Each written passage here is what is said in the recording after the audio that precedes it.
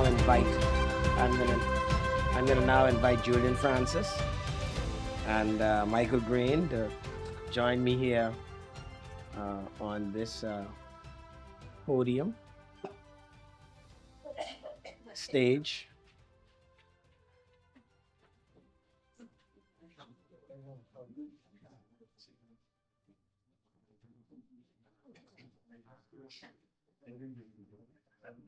I used to go to the bank, and I used to get my bank statements, and the only thing I really checked was what the balance was.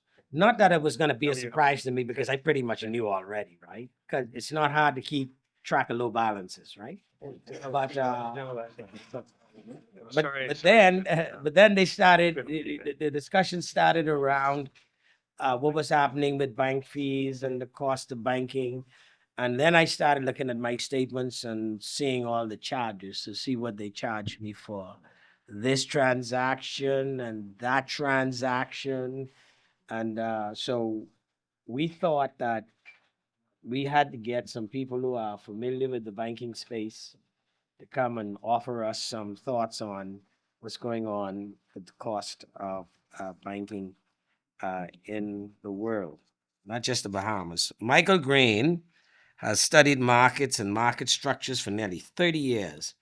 He's presented his proprietary research to the Federal Reserve, the BIS, the IMF, and numerous other industry groups and associations.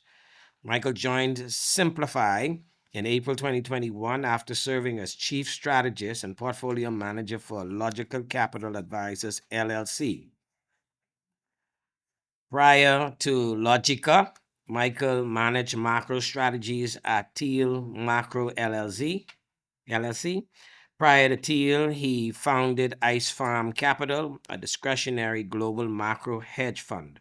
From 2006 to 2014, Michael founded and managed the New York office of Canyon Capital Advisors, where he established their global macro strategies, managing in excess of 5 billion of exposure across equity, credit, FX, commodity, and derivative markets. Additionally, he has been noted for his work as a public speaker and financial media participant. He is a graduate of the Wharton School at University of Pennsylvania and a CFA holder. Mr. Julian Francis was appointed to the post of Deputy Governor and member of the bank's Board of Directors in 1993. That's the Central Bank of Bahamas, following a successful banking career in Paris, France. And earlier in the Bahamas, Mr. Francis was appointed governor, or later, governor of the Central Bank of the Bahamas on 1st February 1997. In 2000, the honor of Commander of the Most Excellent Order of the British Empire was conferred on Mr. Francis. And we are delighted to have both these gentlemen to speak to the cost of banking in the Bahamas. Mr. Francis, you want to start?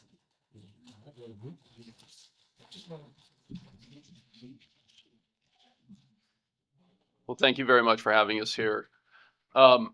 Listening to the earlier panel discussions and doing some research on the banking system in the Bahamas was incredibly instructive for me personally. I candidly have spent probably less time on it than I probably should have in many ways. The key component that I would identify that just stood out to me as I dug into the cost of banking services in the Bahamas and candidly across much of the developed world has been the lack of competition. In the Bahamas, you have effectively only had one bank formed since independence on the domestic side. There's a tremendous amount of innovation on the offshore banking front, but very little competition in the domestic banking front. That is in part due to the high costs of being a country spread across many islands where you have high physical infrastructure costs and the costs of dealing in cash in your economy. It is remarkable to me the opportunity that is represented as we think about a lot of the language around digitization and the electronic frontier in terms of the idea of building islands of communications. For the Bahamas, it's very straightforward. The cost of infrastructure, the cost of compliance is incredibly high at the base layer stack. that prevents new entrants into the business sector. It prevents new entrants into the banking sector and means that there is no competition. The Bahamas, as many of you, I'm sure most of you are aware, has amongst the lowest deposit savings rates in terms of the interest income you earn, even as the cost of financing is amongst the highest in the world. That shouldn't be the case. If you're going to change that, the only answer is to ultimately decide to open up that base layer stack, effectively subsidizing the infrastructure and compliance components while radically introducing competition into the banking sector at the consumer-facing front, almost the exact opposite of what has occurred so far. From my perspective, this speaks broadly around components that were raised, this issue of capital controls, the concerns of bleed over from the international banking system into the domestic banking system, and the challenges associated with it. But the Bahamas faces a very real choice with a debt to GDP ratio amongst the highest levels of developed countries in the world. You may very well be faced with a very unattractive prospect of a devaluation, a challenge associated with that. And the last thing I would introduce is this idea that when we talk about productivity in the Bahamas, the simple reality is that the Bahamas is a derivative economy. It is tied to the developed world, particularly the United States in terms of tourism. And when you talk about productivity, as was introduced earlier, it's basically number of people and capital invested per person that you can change. One of the most striking factors to me in the Bahamas is that you have actually seen your tourism numbers roughly double, exceed any level you've seen in the past, and yet you're still increasing your deficit levels. There is no alternative to effectively expanding the capacity, increasing competition, lowering the barriers so that you can accommodate even more tourism, so that your productivity in the tourism sector becomes a primary focus. One of the strongest relationships in terms of development that exists in the world is per energy, capita usage, and GDP. And the Bahamas trails almost all of the Caribbean islands in terms of per capita energy availability. Your energy costs are amongst the highest. And again, when you start talking about digital regimes, et cetera, you have to think about dramatically expanding energy production. I am a very unpopular person often in discussions around renewable energy. Because the simple fact is renewable energy is largely a farce. It is an exceptionally high cost source of energy production. You would be far better served by simply attaching Bahamas to Florida in terms of electrification, or choosing far more energy dense solutions that would ultimately enable the growth of the Bahamas GDP and a dramatic improvement in productivity, again, targeted at the areas that you are unique. You are a tourism destination. You have amongst the most beautiful countries in the world. You will not become agriculturally independent. You will not become financially independent. You will not become manufacturing independent. You will always be an import nation in that front. Your only solution is to maximize the value of those components that you have unique attributes. And the banking services sector can play a critical role, but it needs competition. I'll stop there.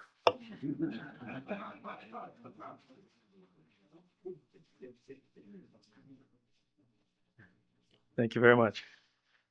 Good morning, everyone. I'm very happy to be here. Thank you. Let me start by saying that I was really quite taken by some of the comments coming out of the previous session, which I thought were really very, very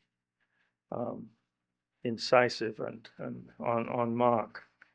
And I agree with Michael actually on this point about competition. I really think that that's the answer to many, perhaps most of the questions which have already been raised this morning since I've been here.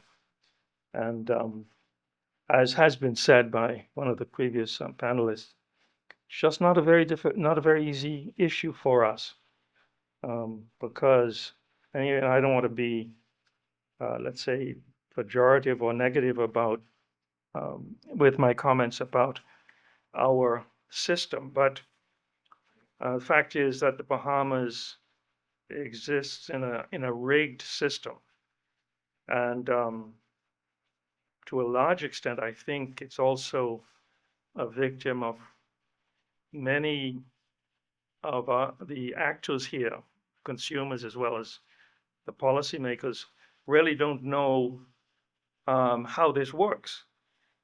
And so until we can figure that out, I'm not so sure we can get the answers that we're looking for when we raise questions about price levels, how you can see them come down. And I totally agree with the comment that was made by the gentleman who I think is from Wharton, who says essentially that what you need to do about price levels is understand that they are not, you can't manage them.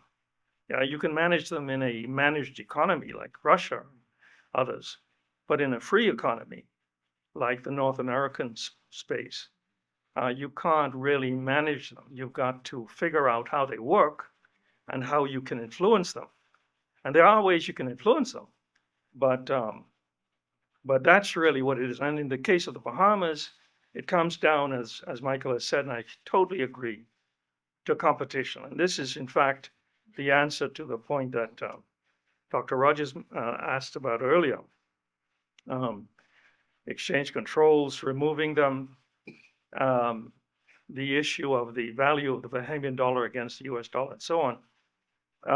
Yeah, we can do all of those things, but we can do them if we're willing to take the risk of, opening the economy to competition.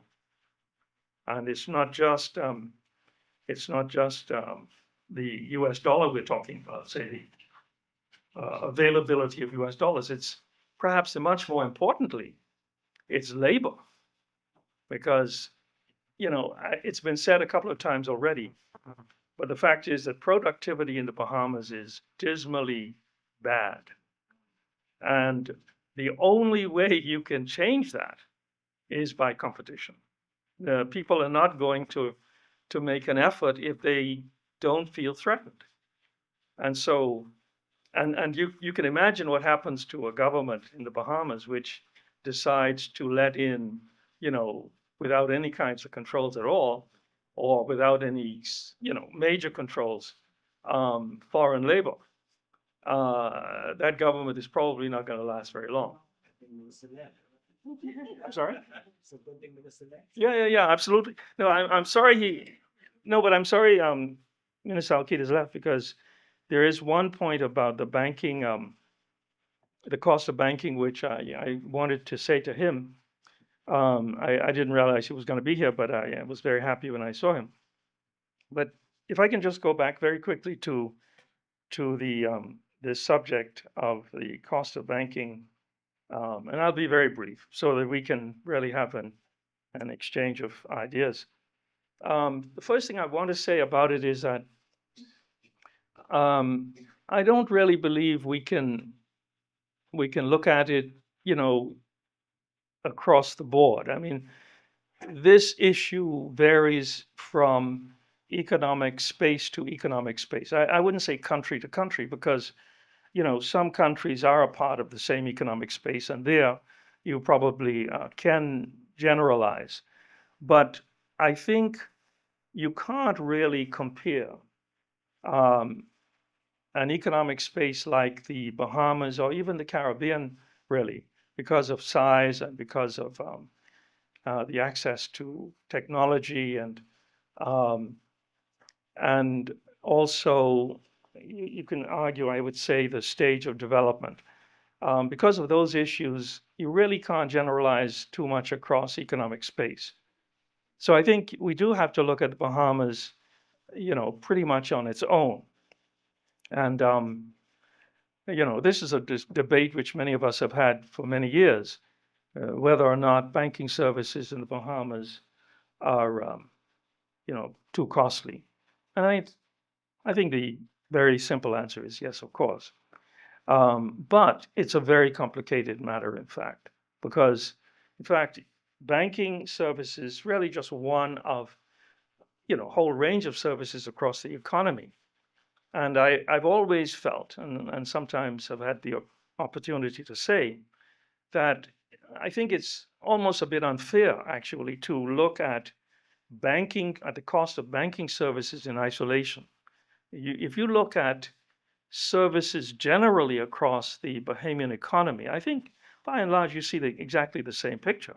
If you compare them to other economic spaces. Um, for example, let me just give you one example.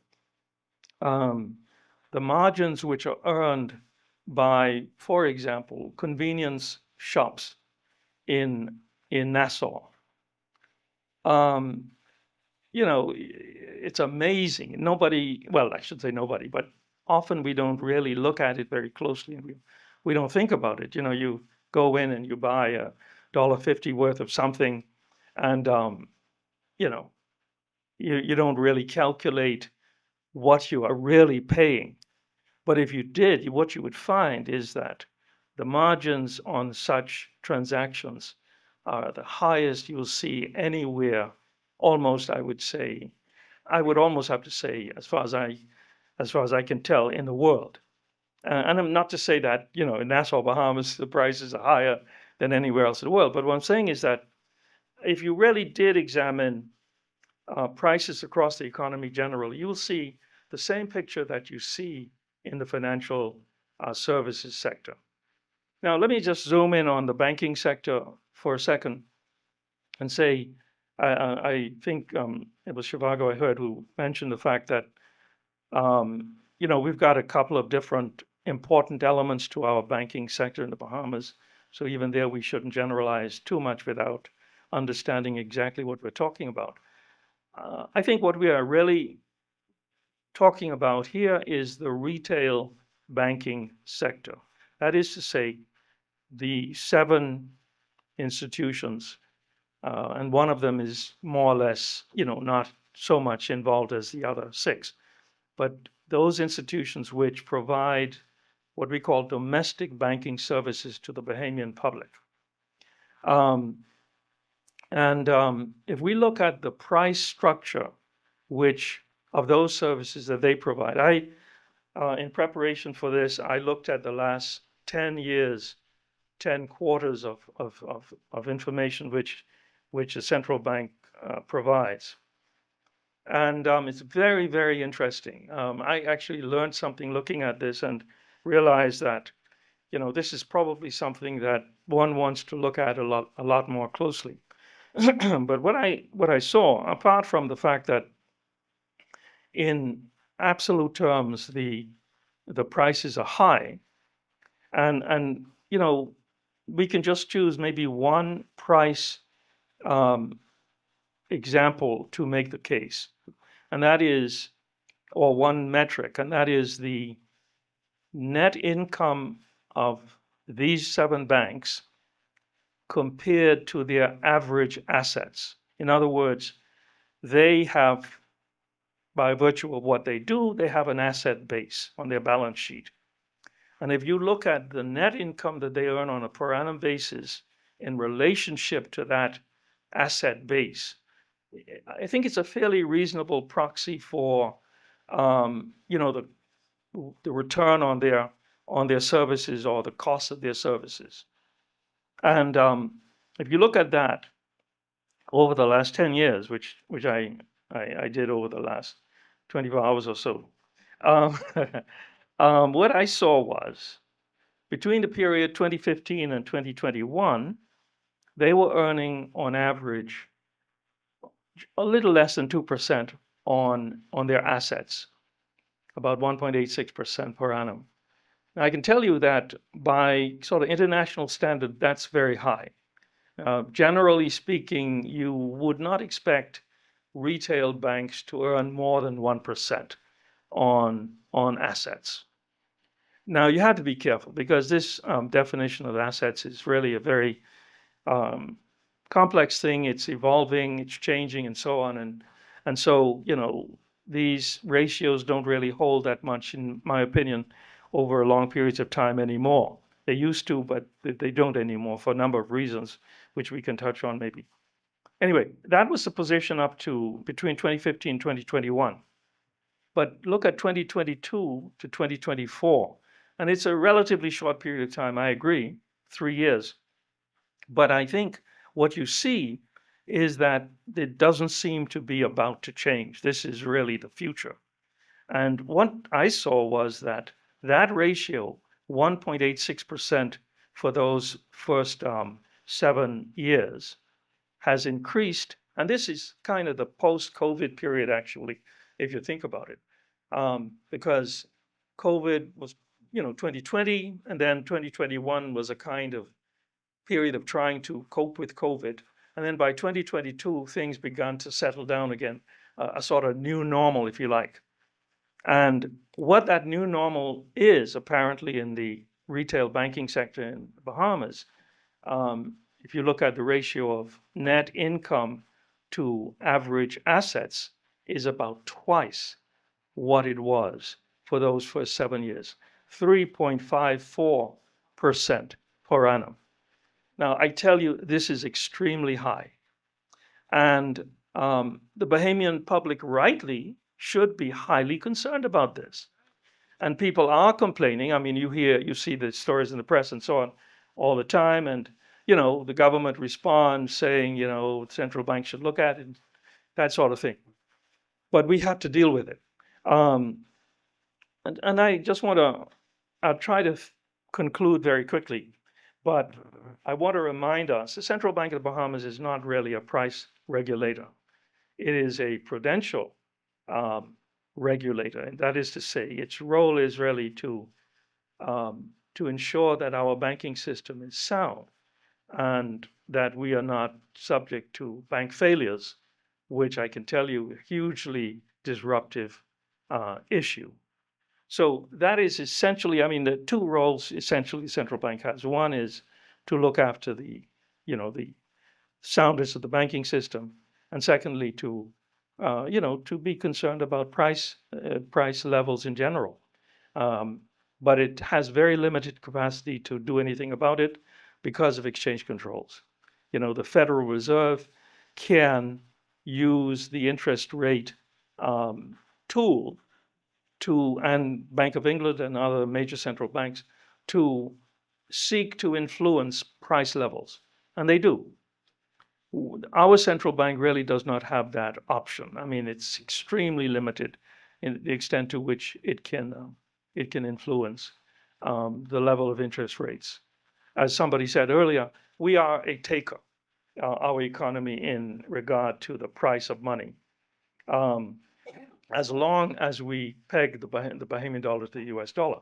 If we decided to liberate the Bahamian dollar and let it float, that's a different picture altogether. But as has been said, hugely complicated issue for us. And I don't know if there are many Bahamians who would wish to be exposed to the, let's say, the, yes, of volatility and so on, of free exchange rates. So that's the comment I would make about that. I'd just say one last thing, I guess. There are other points I can make, but I think we'll pick them up. And that is that this increase in the net earnings of the retail banks is happening at a time when, of course, we know that the banks are shedding costs, they are reducing their footprint, they are adopting electronic tools to deliver the services, and this is a good thing. I mean, I think any number of us in the room have probably converted to electronic banking and have discovered the magic of it.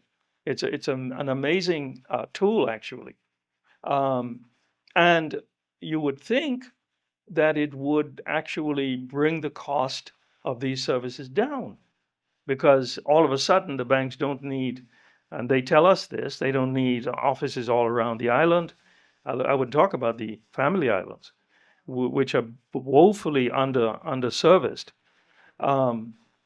But despite the expectation that as a result of the opportunity that they have to operate far more efficiently in terms of asset, the quantum of assets which they need to deliver their services, we see the costs actually going up.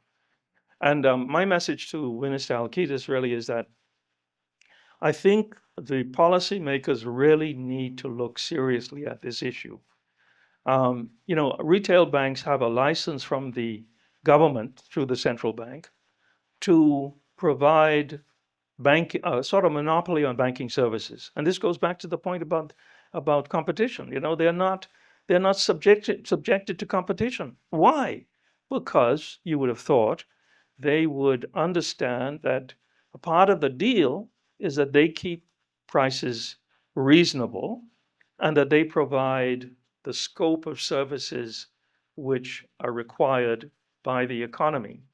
That would be the sort of quid pro quo. But apparently they don't see it that way. So I would just like stop there because I can really go on for a while. And as I said, I think we'll be able to address the questions, these issues as in the question exchange period. Thank you. I think both of you raised some issues that link to this problem political directorates have, which is this. There are things you can do to influence costs, but there are pains that the public may have to face in order for those things to be done and eventually get them to some pleasure. And I think that that's a challenge that, as you said, you can do some things like we could liberalize the Bahamian dollar. I mean, we could free up exchange control. We could do that. We could dollarize this economy. Yeah, get rid of Bahamian currency and just use it. I'm saying we could. I'm just saying we could do that. But there's a price to be paid, is there not? And so the question really oftentimes comes down to the things that need to be done. Are we willing to pay the price? Right. Is that true? Yeah, absolutely. I think that's right. One of the best techniques in macro investing is called inverting the problem, right? So what was highlighted was the profitability of assets. Another way of thinking about that is the shortage of assets, right? That's actually telling you that the capital investment in the Bahamas is being artificially constrained by these monopoly forces. And when you talk about productivity, as was introduced earlier, there's two paths. You can increase the number of people, which would be very challenging in a country like Bahamas, which is already 88% urbanized and experiencing very high levels of productivity and a low desire to bring in import labor that would meaningfully change the quality of life here in the Bahamas. Or you can increase the capital investment. And again, you know the answer, right? You know what has to happen is that you have to increase the investment levels. And that's not going to happen without competition.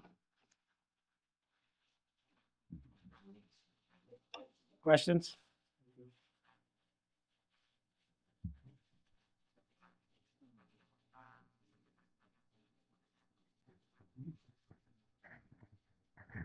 I just want to say that it's a real pleasure and honor to have both you gentlemen here today.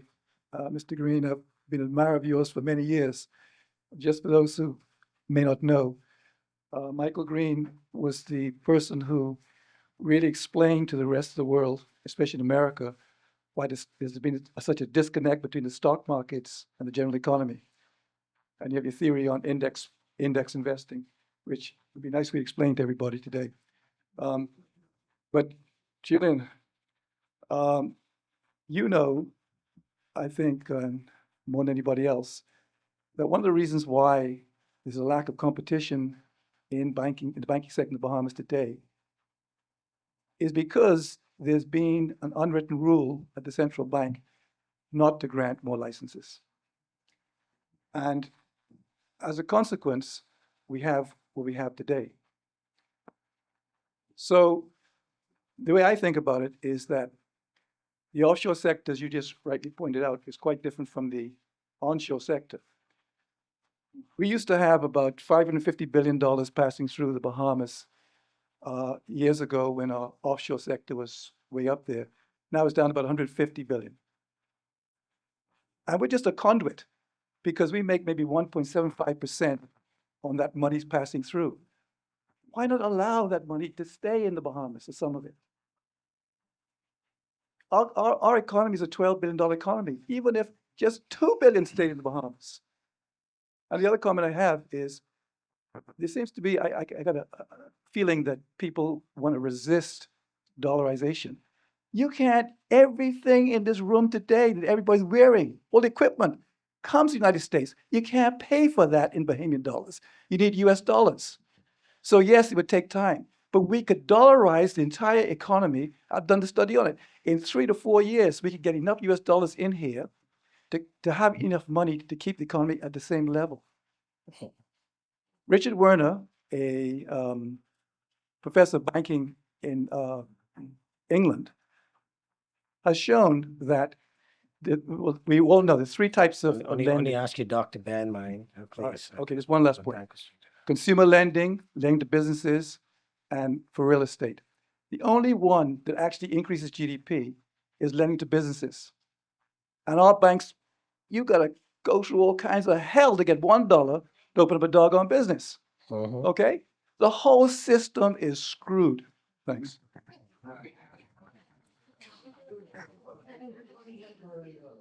Yeah, another question over here. Oh, we could have a talk on that dollarization. Yes, sir. Well, thank you for the panel. A question for the former governor. I know there's been some work on the Bahamian sand dollar. Could you give us any information on whether that's been successful? I was just telling him we're gonna have a whole session on that with the current governor of the central bank this afternoon, just so you know. Okay. Yeah. So, if you don't mind, I'd prefer to defer to Governor Roll on that one. Because of course he really has done a tremendous amount of work there, and obviously knows it extremely well. So I don't know if I can add very much. Maybe this climate that we're having in the world is, we're talking about dollarization. Maybe it's good for consideration of a U.S. Bahamas economic union. Or maybe the U.S. doesn't want to consider. We could just go to Florida. There's an opening for the 51st state. No. We're not making that application. We're making an application for a union. Somebody raised this question earlier today, and I put it to you. There this question of the challenge of Bahamians having non-Bahamians come in to work, etc. Might that challenge exist if there was a free movement of labor between the United States of America and the Bahamas? Would Bahamians be interested in an arrangement that afforded that opportunity, and what it might mean for the Bahamas? So just one point I would raise on that is, unfortunately, that's likely to exacerbate many of the conditions that you have in terms of labor in the Bahamas because of the GDP differentials on a per capita basis. Your young people would have a tremendous incentive to emigrate to the United States to raise their incomes. And unfortunately, that would exacerbate the challenges that you have and turn you into a country that is much more like a Mexico or others that relies significantly on transfer income. I personally would, while it is amazing opportunity when you think about it in that context for the individual component as a nation, it's a very challenging choice. In the short term. In the short term, it's true. I think I said earlier, what happens actually is that over time, we will adapt. I think so. But the problem is what happens in the interim, right? Yeah. Yeah. But I just wanted to add one thing just to paint the picture more fully. Zhivargo was saying we could open up, and for example, we could have Florida banks, providing services on Shirley Street and so on. I don't think that there are many Bahamians who would agree. Certainly, the banks would oppose that, but I think if you look at the implications of it, there would be public concern, frankly. So it's a part, just an example of a very large picture, really. This issue of competition, um, and I agree entirely with what Michael just said. I mean, we are, we are protected by these walls that we put in place. In fact, against the United States, that's who we are protecting ourselves against. Um, and if we wanted to take that challenge, we could do it. We could remove that barrier. But as I said, in the short term, it's not going to be pretty. So I have a question. Well, I want to say the historical context. So we know that the Bahamas, the origins of the Bahamas is a merchant society. The merchants ruled, they came into government for 100 years uninterrupted. And even when they shifted with majority rule, that operation of business stayed. But my question, I want to know, Mr. Francis, your opinion with the Bahamianization policy that excludes non-Bahamians from participating in certain sectors. Domestic banking is one of them. It's reserved for Bahamians. Wholesale and retail is reserved for Bahamians. Transportation is reserved for Bahamians as examples. Internal transportation.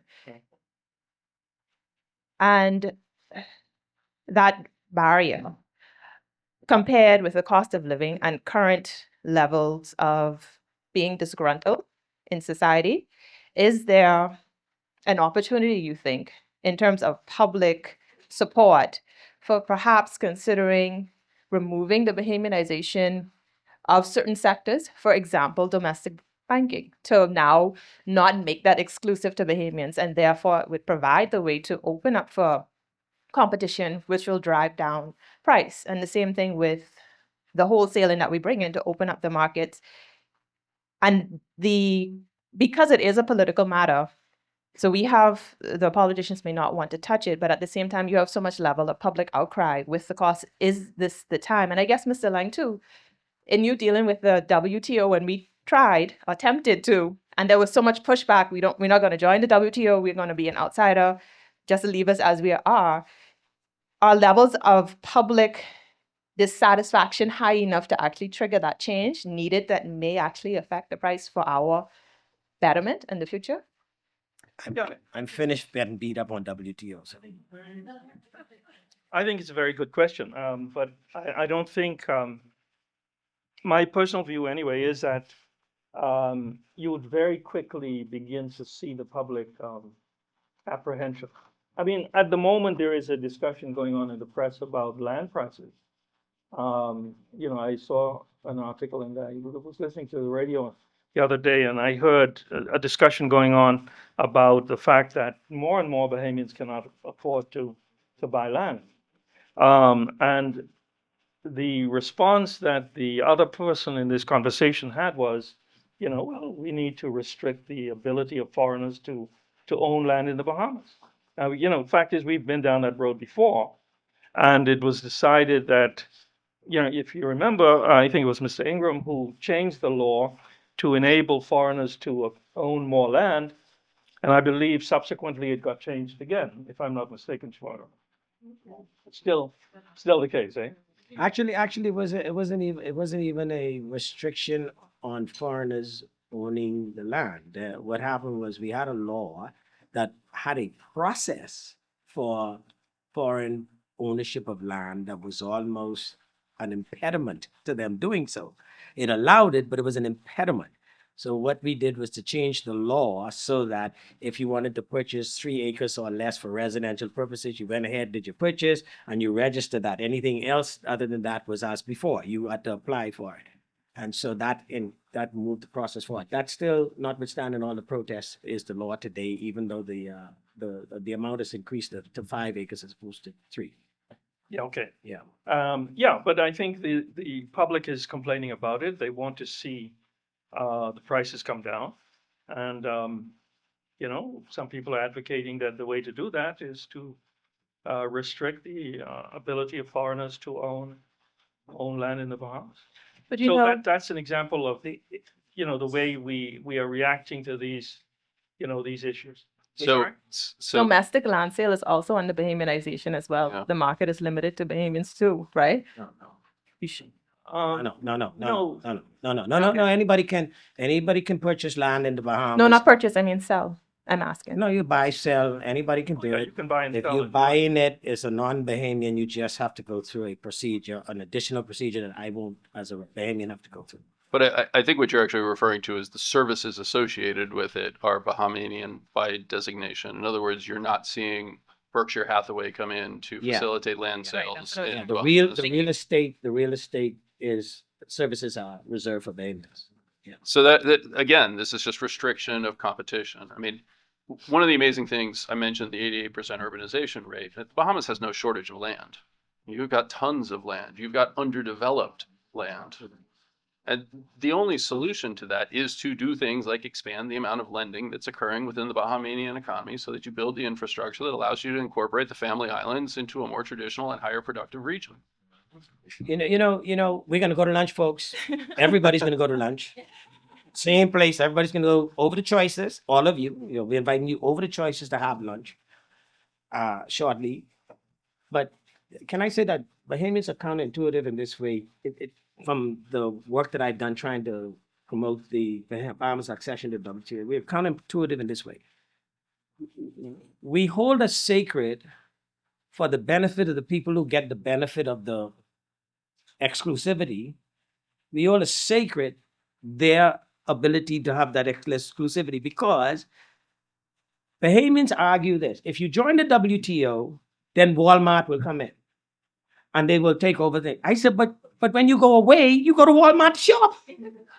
Right? And so it's kind of a really counterintuitive set of things that have to be done. I mean, that exists now, that has to be worked through so that people see what you're saying exactly, which is you have all this land, you can develop it, and it'll benefit you in the medium to long term. Right? That's the reality. Same thing with becoming an economic union, maybe. Short pain, for sure. There is there's an incredible tension that always exists within any nation state between the choice of freedom expressed completely and the choice of freedom in terms of your individual actions, right? We understand that there are tremendous risks to the margins that were highlighted, to the small entrepreneurship of convenience shops, et cetera, that you will lose that if you introduce hypermarts or the equivalent into the Bahamas. The question is, how much better could those resources be utilized to provide the other services? What's more effective, a high margin convenience store or another resort development that actually attracts incredibly high paying individuals to come in and provide incredible opportunities for those who are here? I don't know the answer. It is complicated. But one of the things I always remind people, the beauty of capitalism is I don't need to have the answers. I just have to pay the person who did. Zhivargo, may I just make one last quick point? Please. It goes back to something that Dr. Rogers, I think, touched on at the beginning, and that is that actually we can make some changes anyway without violating these principles that we seem to be so attached to. For example, and this is what he mentioned, we can open up the retail banking sector to competition locally. We can enable Bahamians to establish banks if they want. And the question is, why wouldn't we do that? There is no good reason not to do it. And so I believe it's something that, is going to be looked at more closely before very long. The other point I would just add to that is, and this is something I'm sure that Zhivargo has spent some time thinking about, competition policy. We are almost unique in this region among countries, not having any structured system for managing competition, a proper competition law regime. And this is something which the Bahamas has been looking at for 10 years or more, and yet has done nothing about it. And frankly, it is something which we suffer not having, because there are all kinds of implications to having or not having competition policy in place regarding the regulation of your economy and so on. And so I just leave that point with the discussion here that I believe we need to push the government of the Bahamas to look seriously at implementing these kinds of reforms in the economy. Governor Roll is here. We're going to hear from him after lunch. I think he heard some of the comments, so we hear from him after lunch. Okay, so any